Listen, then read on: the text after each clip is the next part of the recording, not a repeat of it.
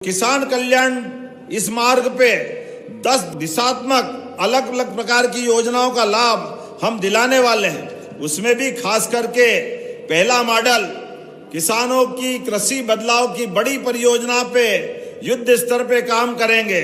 हमारा फोकस मोटा अनाज, ज्वार, बाजरा, कोदो कुटकी, चना, उसी के साथ साथ चना और सरसों पे भी रिसर्च कराने का, और खाद की लाइन में लगने के बजाय आज यहाँ ऐप का लोकार्पण किया है, जिसके माध्यम से अब हमारे अपने मोबाइल में ही वो आ जाएगा कि आपको खाद कब मिलने वाला है। तो खाद को लेकर के मारामारी, लाइन में लगना, वो सारी समस्या खत्म होगी।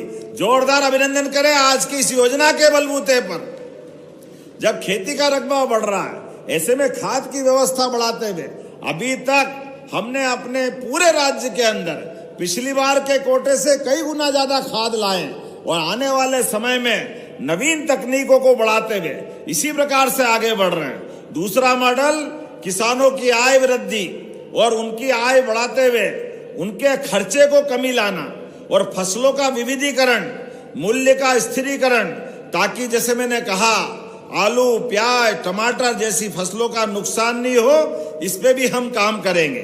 तीसरा प्राकृतिक खेती, जैविक खेती।